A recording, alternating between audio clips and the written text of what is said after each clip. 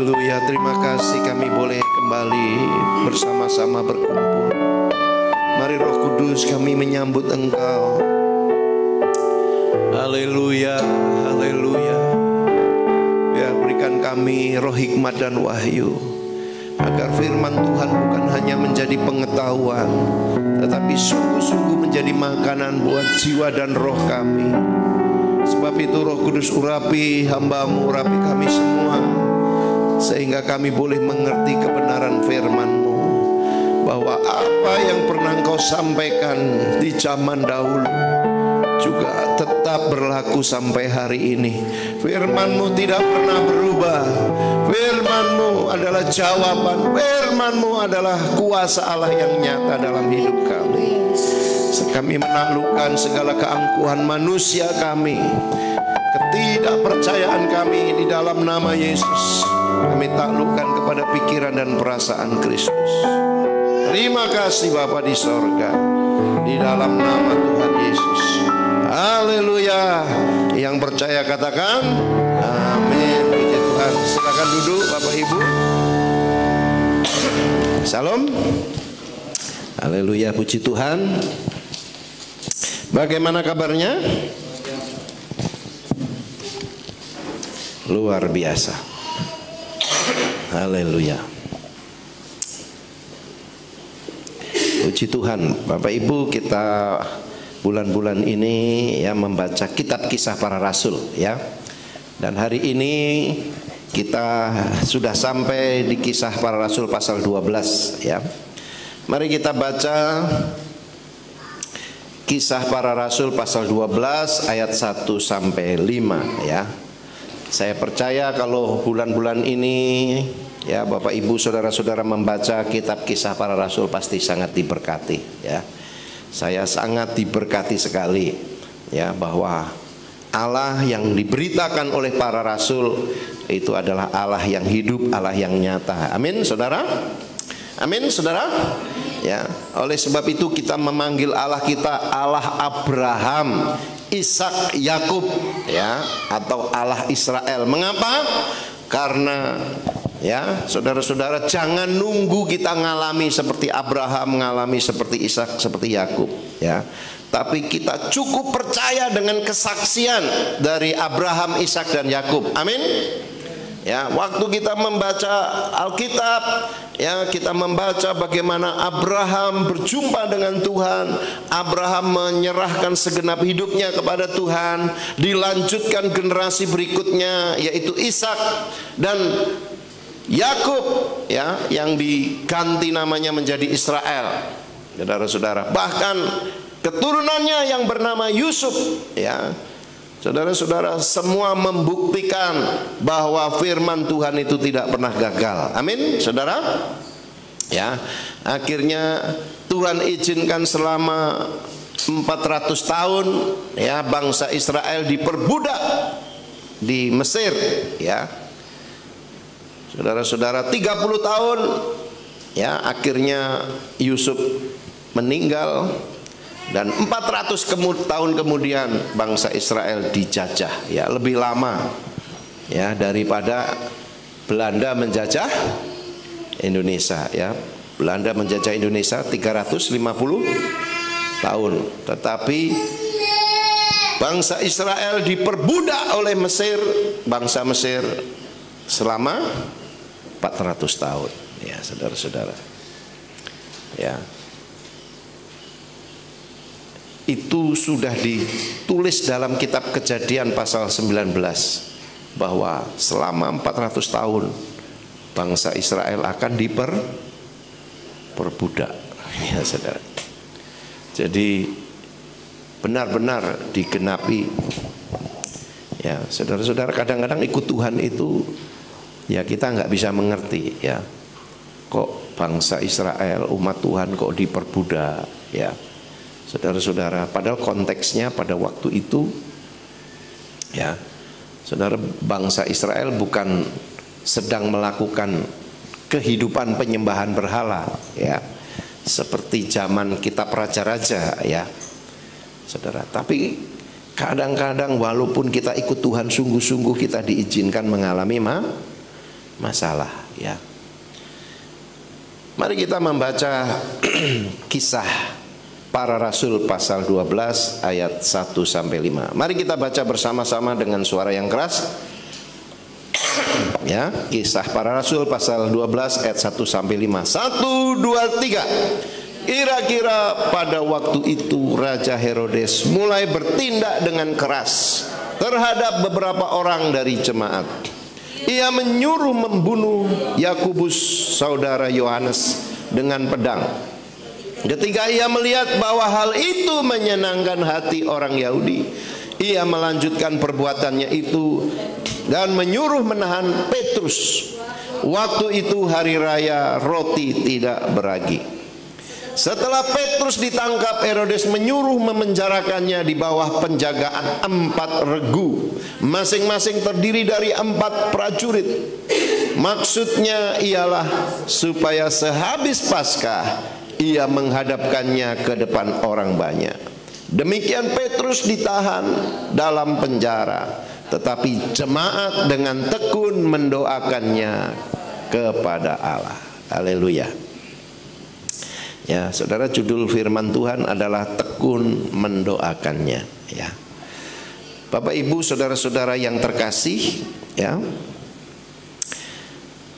Di Kisah Para Rasul 12 ini juga merupakan hal yang cukup misteri, ya.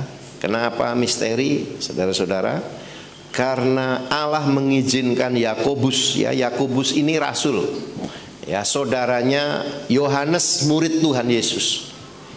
Ya, diizinkan oleh Tuhan apa? Yakobus mati, dibunuh oleh Raja Herodes, ya. Sedangkan Petrus hidup untuk pelayanan selanjutnya, ya. Ini merupakan rahasia Allah, ya, saudara-saudara, dengan umatnya. Ya, kalau saudara membaca kisah selanjutnya keren sekali, saudara. Ya, Petrus di penjara dengan dijaga 4 regu. Ya, kalau 1 regu itu isi, ya, saudara-saudara, misalnya 6 orang, ya, 6 kali 4 berapa? 24.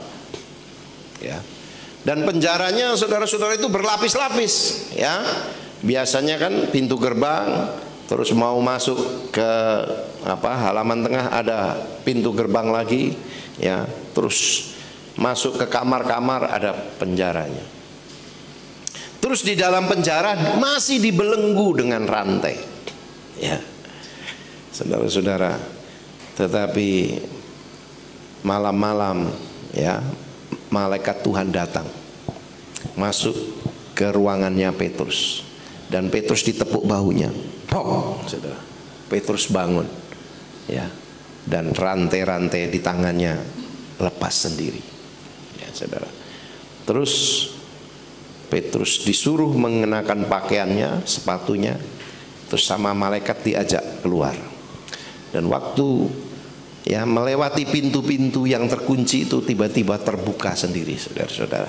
Pintu penjaranya terbuka, pintu gerbangnya terbuka, ya, sampai ke depan baru malaikatnya kembali ke sorga, ya. Nanti dibaca selanjutnya, saudara. Ya, saya sudah membaca sampai selesai, ya. Tapi Yakobus mati. Jadi Yakobus ini murid dari 11, ya, 11 murid, ya, karena Yudas sudah mati bunuh diri, tinggal 11 orang, dan Yakobus ini murid yang pertama mati syahid, ya, saudara. Haleluya. Jadi kalau kita masih setengah mati, ya, mati-matian, jangan kehilangan pengharapan. Amin, saudara. Ya, belum mati betulan, ya. Atau hampir mati, ya, karena seharian belum makan, nggak apa-apa, saudara-saudara, masih bisa minum. Haleluya, ya, amin. Ya, tadi pagi, ya, teman saya dari TTI, Pak Henry, bersaksi dia pernah seharian, ya, karena dia terjatuh pingsan, ya, seharian saudara nggak bisa bangun, hampir mati. Tetapi dia sekarang bisa pelayanan kemana-mana, ke Papua, ke ya, NTT, ke Kalimantan, ya, membina, menjadi salah satu pemimpin di pemuritan TTI. Ya, haleluya, amin. Jadi kalau kita masih setengah mati, mati-matian, ya, hampir mati, ya saudara-saudara, itu masih ada kesempatan. Amin. Bilang dengan sebelahnya, jangan khawatir. Ya. Haleluya. Amin. Nah, saudara-saudara, salah satu yang membuat Petrus masih bisa menghirup udara segar karena pada waktu Petrus di penjara, apa saudara? Tetapi jemaat dengan tekun mendoakannya. Haleluya. Amin. Nah, saudara-saudara, kita belajar di sini orang percaya perjanjian baru saat menghadapi penganiayaan yang luar biasa, mereka bertekun dalam doa, ya. Situasinya sulit, keadaannya sulit, saudara-saudara. Yang tadinya mereka bebas beribadah, yang tadinya mereka, ya, bebas bersaksi, saudara-saudara, ya. Akhirnya Saulus bertobat menjadi Paulus. Wah, saudara-saudara, orang Yahudi semakin merajalela, ya. Dan Herodes melihat kesempatan ini, saudara, untuk mengambil simpati. Herodes ini sebenarnya ada keturunan Yahudi, ya. Herodes ini adalah keturunan Yahudi yang diangkat menjadi raja oleh bangsa Roma untuk mengatasi orang-orang Yahudi, ya. Jadi sebutannya apa Herodes ini, saudara? Ya, Herodes ini disebut apa?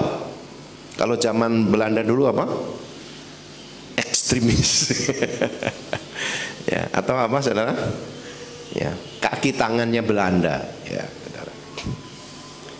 Dulu ada orang-orang Indonesia yang jadi, ya, kaki tangannya Belanda, saudara-saudara.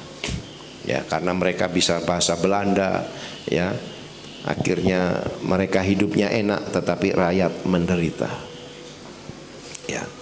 Jadi saudara-saudara, situasinya tidak enak, situasinya sulit, tetapi jemaat semakin tekun berdoa. Haleluya, amin. Nah, kita ini belajar, saudara-saudara, ya, masalah yang sesungguhnya itu bukan penganiayaan, bukan kelaparan, bukan nggak punya duit, bukan sakit penyakit, ya. Masalah sesungguhnya itu apa, saudara? Hah? Respon. Sama-sama katakan, respon. Ya. Haleluya. Kalau kita hanya merasakan sakit, merasakan masalah, ya, merasakan, ya, masalah ini, masalah itu, ya, itu masih sederajat kita dengan orang dunia. Sama-sama katakan sederajat, senasib, ya. Yang membedakan kita dengan orang-orang dunia itu apa? Respon, ya, amin.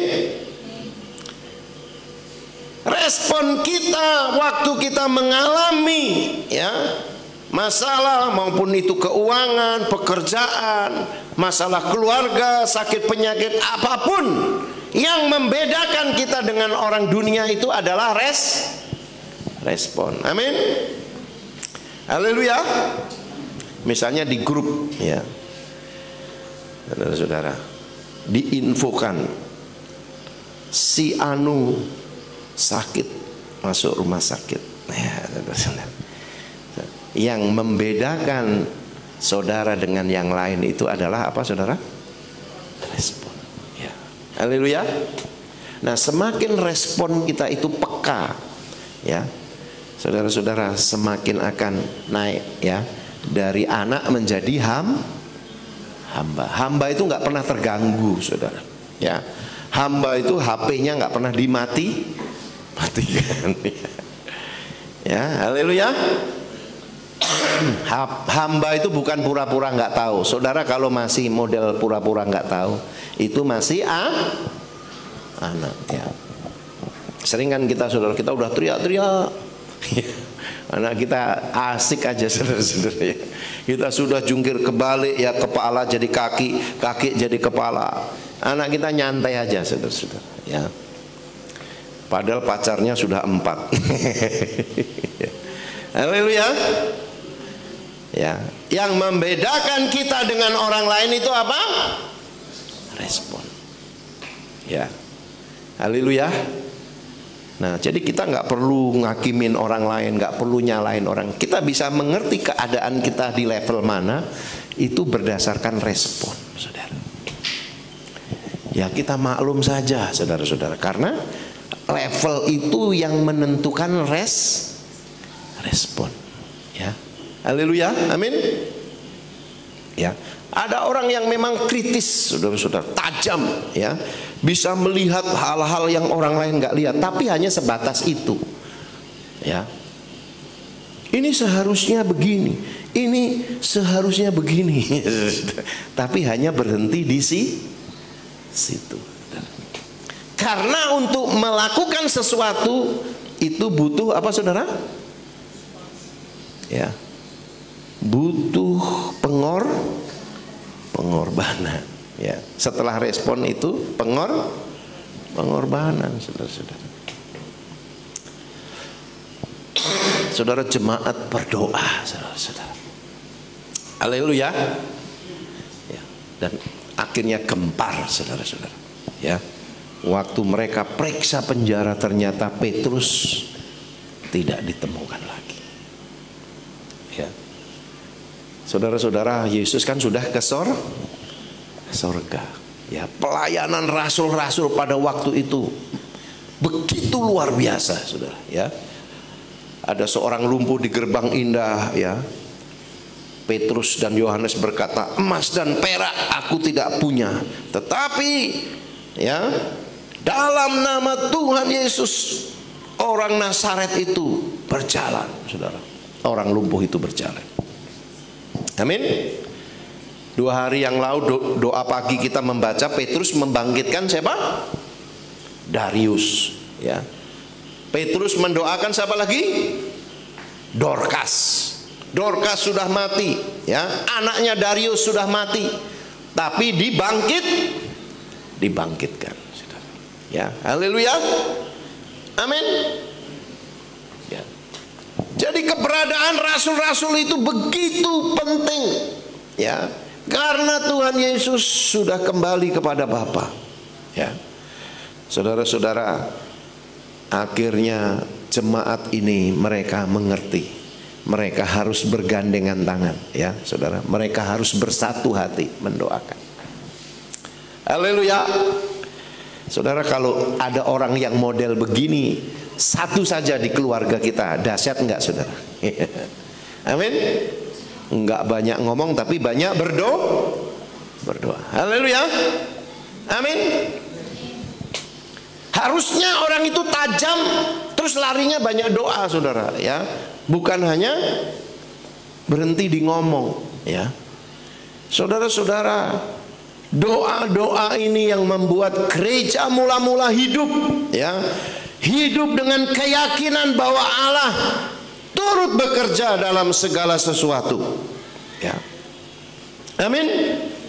Nah, saudara-saudara, gereja-gereja dalam perjanjian baru seringkali menjalankan doa bersama yang panjang waktunya. Ya, saudara bisa baca Kisah 1 ayat 14, ya, Kisah 4 ayat 24 sampai 31, Kisah 12 ayat 5, Kisah 12 ayat 12, Kisah 13 ayat 2. Mereka sering sekali mengadakan doa-doa yang lama, saudara. Ya, haleluya, amin. Mengapa, saudara? Karena mereka ingin melihat jiwa-jiwa diselamatkan, ya. Allah menghendaki umatnya berkumpul untuk menaikkan doa yang penuh arti dan berkesinambungan. Jadi doa itu harus terus menerus, ya. Perhatikan perkataan Yesus dalam Matius 21 ayat 13. Apa saudara? Rumahku akan disebut rumah doa, ya. Haleluya. Haleluya, amin saudara. Saudara sering galau? Ya. Orang yang sering galau itu pasti nggak punya hubungan dengan Tuhan, saudara. Ya. Haleluya. Kok rasanya nggak betah, enaknya kemana ya? Ya. Saudara cek, pasti saudara hubungan saudara dengan Tuhan pasti nggak jelas. Haleluya. Ya. Saudara. Dan itu akibatnya saudara jadi merasa nggak bahagia, ya. Aduh, mulai kenapa ya hidup saya begini, ya. Nah, saudara-saudara, kita belajar yang pertama, hidup adalah kesempatan. Mari kita baca bersama-sama Galatia 6 ayat 10. 1, 2, 3. Karena itu selama masih ada kesempatan bagi kita, marilah kita berbuat baik kepada semua orang, tetapi terutama kepada kawan-kawan sekerja. Haleluya, amin. Hidup ini adalah kesempatan, ya.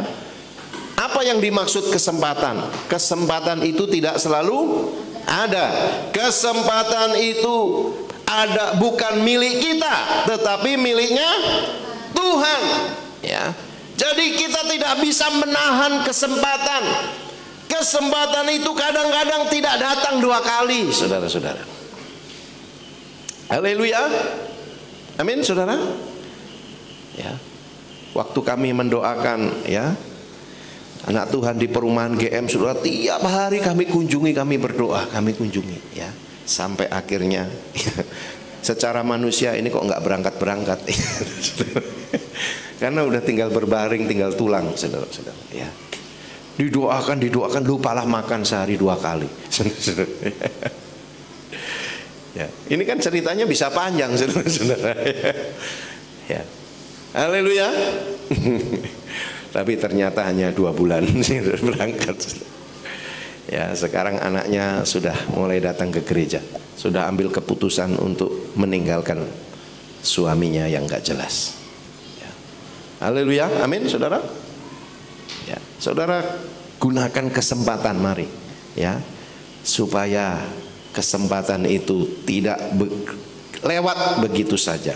Yang harus kita lakukan adalah mempergunakan setiap kesempatan yang ada, ya, khususnya untuk konteksnya berbuat kebaikan, ya, menolong orang, mendoakan orang, ya. Tuhan memberikan kesempatan kepada orang-orang yang hidup di zaman Nuh selama 120 tahun untuk bertobat, dikasih kesempatan, ya, tetapi mereka menyia-nyiakan. Akhirnya Tuhan kirim apa? Air bah, saudara. Mereka mati semua, ya. Tuhan melihat mereka bukan bertobat, tetapi semakin jahat. Haleluya. Coba saudara, tangan kanan kita taruh di dada kita. Ya, saya ini semakin jahat atau semakin baik? Ya, haleluya, amin. Ya, jangan begini, saudara. Gini, saya ini semakin baik atau semakin jahat? Ya. Kisah orang kaya dan Lazarus yang miskin juga contoh bagaimana kesempatan itu harus dipakai sebaik-baiknya. Amin. Jika hidup ini berakhir, kita tidak punya kesempatan lagi untuk mengisinya dengan perkara-perkara yang menyenangkan Tuhan.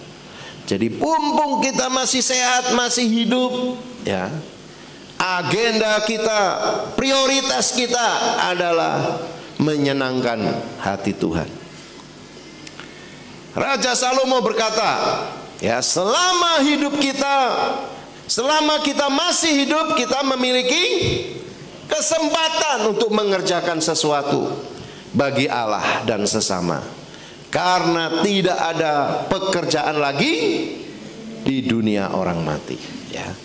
Kesempatan kita melayani, kesempatan kita berbuat baik, kesempatan kita berdoa itu hanya waktu kita masih hidup, saudara. Jadi jangan sia-siakan kesempatan. Kesempatan Tuhan berikan bagi kita berkali-kali. Namun ada waktunya kesempatan itu berakhir, ya. Saudara, tidak mungkin Tuhan itu hanya kasih satu kali kesempatan, ya. Tuhan itu pasti kasih banyak kali kesempatan. Kesempatan yang Tuhan berikan masa hidup kita adalah untuk mengabdi kepada Tuhan dan sesama. Mari kita baca sama-sama. 1, 2, 3. Gunakanlah sebaik-baiknya kesempatan yang ada. Amin. Yang kedua, saudara-saudara, kita baca dalam 1 Petrus pasal 4 ayat yang ke-7. 1, 2, 3. Kesudahan segala sesuatu sudah dekat. Karena itu kuasailah dirimu dan jadilah tenang, supaya kamu dapat berdoa, ya. Yang kedua, kita harus menguasai diri, ya. Saudara, orang yang tidak bisa menguasai diri tidak bisa memiliki waktu untuk berdoa, ya. Doanya paling doa makan, ya, saudara. Doa yang dimaksud di sini adalah persekutuan dengan Tuhan, saudara. Ya, haleluya, saudara, amin. Ya, saudara-saudara, ya, kita harus memandang kehidupan kita dari sudut kedatangan Kristus dan akhir dunia yang sudah dekat, ya. Saudara-saudara, firman Tuhan katakan kesudahan segala sesuatu sudah dekat. Ini sudut pandang yang harus kita mengerti, saudara. Kesudahan segala sesuatu sudah dekat, ya. Jadi kita harus mengerti bahwa kita ini benar-benar sudah berada di ujung akhir, ya. Jangan kita merasa oh masih muda, masih panjang, masih banyak kesempatan, ya. Alkitab mengajar kita, saudara-saudara, kita harus memandang kehidupan kita dari sudut pandang kedatangan Kristus. Segala sesuatu harus dihubungkan dengan kedatangan Kristus dan akhir dunia yang semakin dekat, ya. Haleluya, amin. Ya, saudara-saudara, ini adalah ilustrasi, ya, bahwa dunia kita ini semakin lama semakin rusak, ya. Seperti ilustrasi ini, ya. Kita lihat.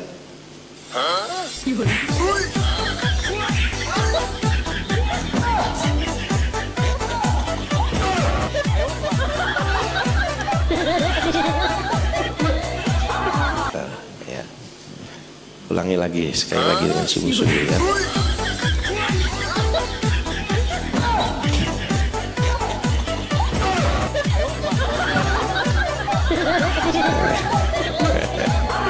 Ini anak balita aja akal sudah pintar, saudara-saudara, ya. Haleluya.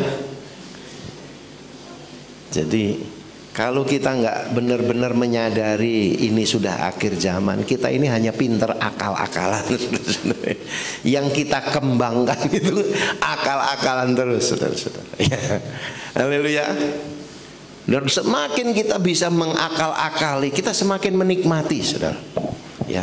Hati nurani kita semakin tumpul, ya, nggak peka lagi, saudara, ya. Haleluya.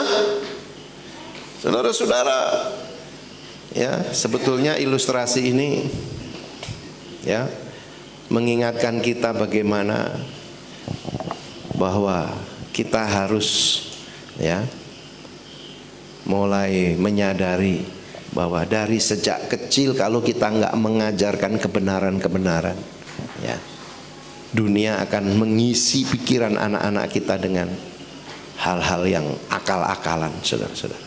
Ya. Ya, kita baca bersama-sama Ibrani 10 ayat 12. 1, 2, 3. Janganlah menjauhkan diri dari pertemuan ibadah kita, seperti yang dibiasakan oleh beberapa orang. Tetapi marilah kita saling menasehati dan semakin giat melakukannya menjelang hari Tuhan yang dekat. Ya, jadi semakin giat karena hari Tuhan semakin dekat. Ya. Haleluya, amin saudara. Seolah-olah besok itu Tuhan datang. Ya. Kalau Tuhan belum datang, mungkin kita yang dijemput pulang. Ya. Tapi kalau kita pikirnya, oh masih lama, saya masih muda, akhirnya kita nggak berubah-berubah, saudara-saudara. Ya. Haleluya. Jadi saudara lihat sudut pandang Alkitab. Ya. 1 Yohanes 2 ayat 18 kita baca sama-sama. 1, 2, 3. Anak-anakku, waktu ini adalah waktu yang terakhir, dan seperti yang telah kamu dengar, seorang antikristus akan datang. Sekarang telah bangkit banyak antikristus. Itulah tandanya bahwa waktu ini benar-benar adalah waktu yang terakhir. Ya. Antikristus waktu dibahas di seminar, ya, kemarin yang ikut seminar di Bandar Sakti, ya, seminarnya Bapak Wignyo, ya, anak rohaninya Pak Erastus. Antikristus yang dimaksud zaman sekarang ini, ya, apa saudara? Keinginan dunia. Ya. Ya, antikristus zaman sekarang ini yang paling hebat apa? Mamon. Ya. Apa yang paling bisa memisahkan kita, ya, dari Tuhan, saudara, sekarang ini? Itu antikristus. Ya. Kalau dulu penafsirannya antikristus, wah, ditafsirkan macam-macam, saudara. Ya. Rusia antikristus, ya. Bahkan, ya, ada kelompok-kelompok tertentu yang disebut antikristus. Sebetulnya yang paling bahaya memisahkan kita dari Kristus itu apa, saudara? Cinta akan dunia, ya. Cinta akan uang, ya. Itu yang membuat kita jadi tidak sepenuhnya, ya, mengikut Tuhan. Ya, jadi saudara-saudara, Alkitab Perjanjian Baru selalu menghubungkan kita dengan kedatangan Tuhan yang semakin dekat. Ya. Haleluya, amin. Ya. Jadi jangan fokus dengan masalah-masalah kita, tetapi mari fokus dengan membenahi hidup kita. Ya. Nah, saudara-saudara, bagi Petrus, kenyataan ini menuntut komitmen. Ya, yang pertama, kita harus berdoa kepada Allah dengan giat setiap hari. Ya, Kisah 10 ayat 9. Saling mengasihi dengan sungguh-sungguh dari hati. Ya, 1 Petrus 4 ayat 8. Ini respon, saudara. Respon orang yang menyadari bahwa waktu kita ini sungguh-sungguh di akhir zaman. Yaitu kita harus berdoa sungguh-sungguh, giat setiap hari. Ya, bukan sungguh-sungguh setahun sekali. Bukan sungguh-sungguh sebulan sekali, ya. Tapi giat setiap hari, ya. Haleluya, amin. Ya, ada nggak saudara yang seperti itu? Ya, kenapa nggak ada? Karena pikir masih lama. Haleluya. Karena kita berpikir, wah, Tuhan, kedatangan Tuhan itu masih jauh. Ya. Nah, saudara, kedatangan Tuhan itu ada dua.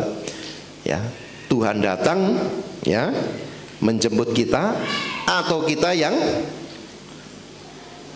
dipanggil Tuhan pulang. Ya. Seperti tadi kesaksian Pak Henry, ya. Tiba-tiba dia pingsan, bluk, saudara-saudara. Terus dia berdoa, Tuhan kasih kesempatan saya. Mama papa saya belum bertobat. Ya, haleluya. Terus Tuhan izinkan dia hidup sampai hari ini. Ya, akhirnya papa mamanya percaya dibaptis, saudara-saudara. Ya, dan sekarang dia keliling Indonesia, saudara-saudara, ya, membantu pemuritan. Kadang-kadang meninggalkan keluarga 1 minggu, 2 minggu, ya. Haleluya. Amin. Ya. Saudara-saudara, kalau diizinkan pingsan, blek, ya, saudara doanya apa, saudara? Ya. Yang doa yang saudara naikkan apa? Ya.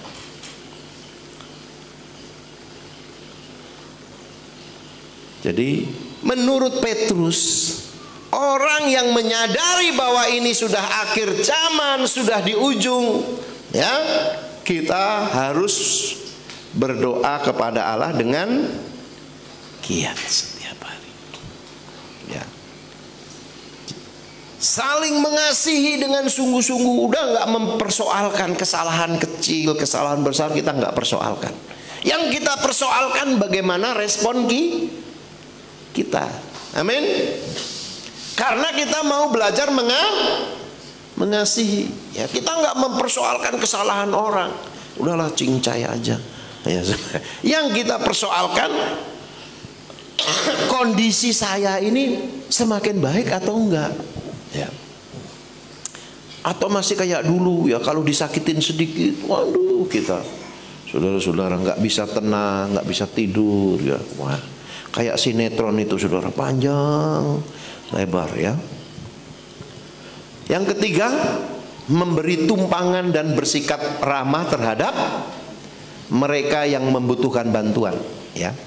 Tadi yang kita baca 1 Petrus pasal 4 ayat 7, ini ayat 9, ya. Memberi tumpangan dan bersikap ramah kepada mereka yang membutuhkan.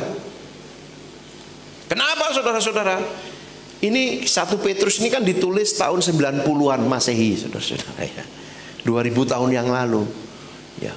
Itu ada jemaat, saudara-saudara, siap-siap seolah-olah besok Tuhan mau datang, seolah-olah sebentar lagi, ya. Nah, orang yang sungguh-sungguh itu sikapnya harus seperti itu, saudara-saudara, ya. Wah, kalau besok Tuhan datang bagaimana? Wah, kalau besok Tuhan menjemput saya bagaimana? Ya. Haleluya. Bukan tenang-tenang. Ya, tenang-tenang, ya. Biasanya yang mati itu umur 65, ya, saudara-saudara. Kita tenang-tenang saja. Ya, haleluya. Yang keempat apa? Melayani sesama orang percaya dengan menggunakan karunia rohani yang diberikan. 1 Petrus ayat 10, pasal 4 ayat 10, saudara. Ya. Jadilah tenang supaya kamu bisa berdoa. Ayat 7, ayat 9 memberi tumpangan. Ayat 10 melayani sesama orang percaya dengan menggunakan karunia rohani yang diberikan. Jadi setiap kita itu punya karunia yang berbeda-beda, saudara. Nah, bayangkan kalau saudara punya karunia yang orang lain tidak punya, terus saudara nggak gunakan. Ya, haleluya, amin, amin, saudara. Ya, misalnya ini ada orang 10, hanya saudara yang bisa nyupir mobil, ya, tetapi saudara tidak datang, ya. Akhirnya kita nggak berangkat. Ya, gitu. Haleluya. Jadi Tuhan itu memberi karunia yang berbeda-beda, gitu. Jangan terus saudara, apa karuniamu hanya kayak gitu? Lihat karunia saya. Tapi waktu mau dipakai nggak hadir. Ya. Haleluya, amin. Ya. Orang lain pengen punya karunia itu, tapi Tuhan nggak kasih, saudara. Tuhan kasih saudara. Haleluya. Nah, saudara, ikut Tuhan itu masalah utamanya itu hanya masalah setia sampai akhir. Ya, semuanya itu bonus, saudara. Tugas kita itu hanya setia sampai akhir. Ya, sungguh-sungguh setia sampai akhir. Sesuai dengan karunia. Ya, haleluya, amin. Ya, makanya John Wesley bilang, berikan ya satu orang, maka saya akan menggoncang dunia. Ya, haleluya. Pak Karno bilang berikan apa? Pak Karno bilang berikan ya 20 anak muda atau apa bagaimana ya, saya akan goncang dunia. Ya. Jokowi anaknya baru 2, Indonesia sudah goncang. Ya, ini bukan kampanye, saudara-saudara. Haleluya, amin. Ya, coba bayangkan ya, Prabowo sudah ngerayu-ngerayu ya, terus tiba-tiba hari pendaftaran Gibran bilang enak saja. Saudara, ya, bagaimana perasaan Prabowo? Ya, enak saja, saya kan PDI. Ya. Nah, demikian juga kita yang punya karunia, saudara-saudara. Ya, haleluya. Ya, kemarin ada teman saya, Pak, ya, ada dihukum, saudara-saudara. Ya, orang ini karena ketabrak truk dilindes, ya, akhirnya dari umur berapa gitu hanya ya apa-apa bergantung kepada orang lain. Ya, makan, buang air besar semua tergantung.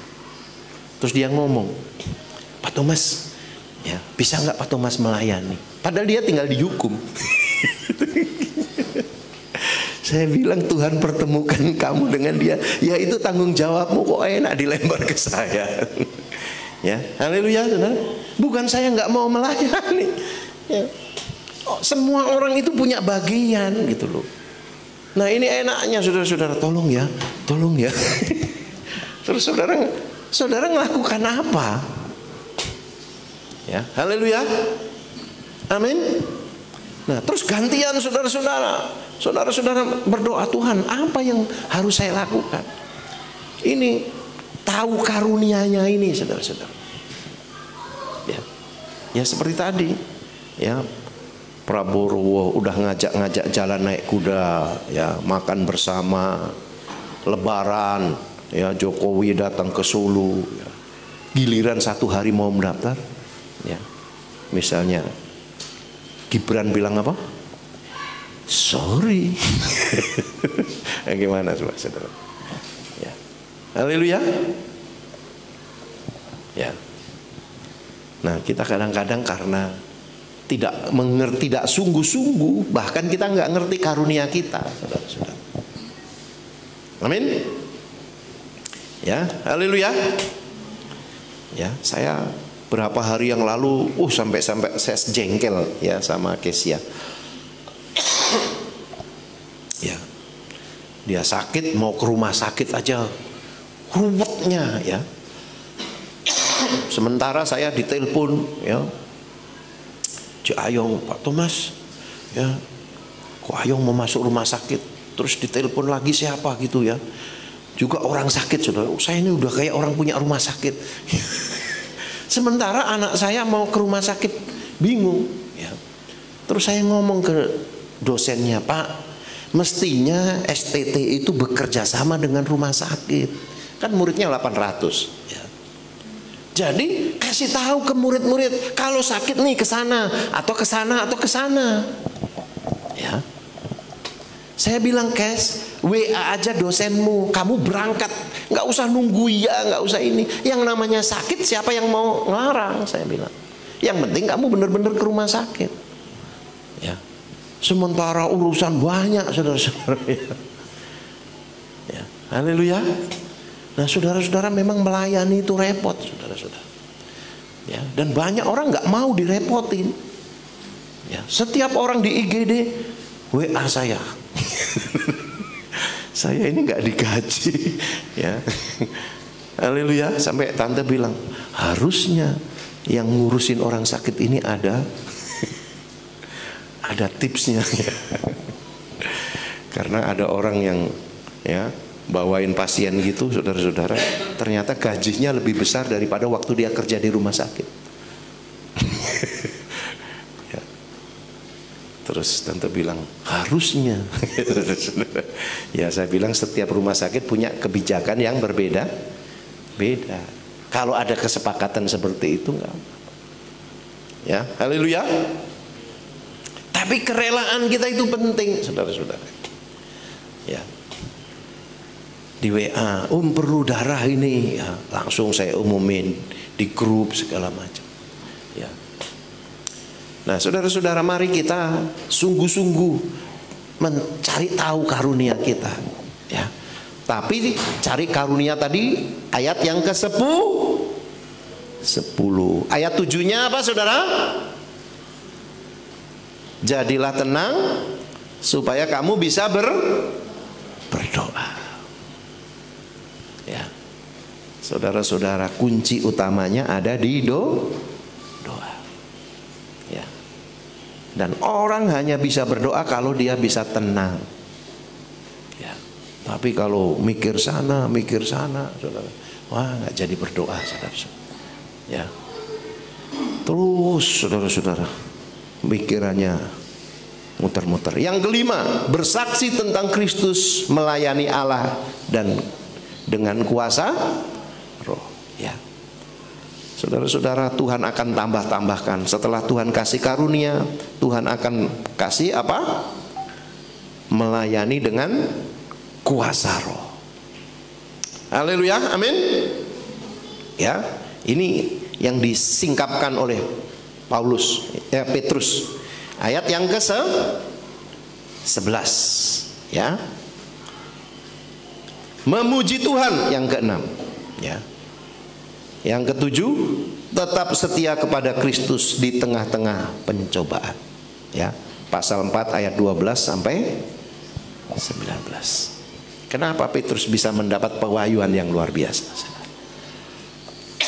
Padahal dia hanya seorang nelayan.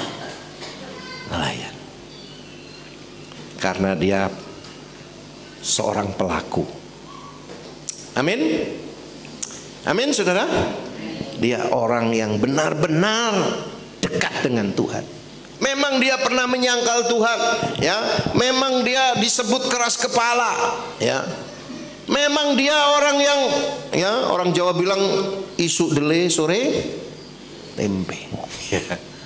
Tapi setelah dia dipenuhi Roh Kudus, saudara-saudara, dia semakin bahkan rela kehilangan nyawa, saudara. Nah, mestinya kita tahu rapot rohani kita, saudara-saudara, ya. Haleluya, amin.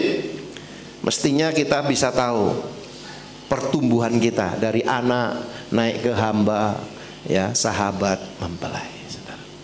Mestinya, saudara-saudara, ya, kita tidak sibuk dengan yang lain, tapi kita melihat bagaimana keberadaan saya di hadapan Tuhan, ya. Menguasai diri itu sangat penting. Haleluya, amin. Ya, mari kita lihat. Makanan gosong tidak akan pernah menyakiti siapapun. Mantan Presiden India Dr. Abdul Kalam menceritakan, waktu aku masih kecil, ibuku memasak makanan untuk kami. Suatu malam dia membuat makan malam setelah seharian bekerja keras. Ibu meletakkan sepiring sabzi dan roti gosong di depan ayahku. Aku menunggu untuk melihat apakah ada respon negatif dari ayah terhadap roti gosong itu. Ternyata ayahku tenang saja memakan makanan rotinya, menikmatinya. Lalu aku bertanya kepada saya, bagaimana kegiatan di sekolahmu hari ini? Aku tidak ingat apa yang kukatakan padanya pada malam itu. Tapi yang aku ingat, aku mendengar ibu meminta maaf kepada ayah atas roti yang gosong itu. Aku tak akan pernah lupa yang ayah katakan.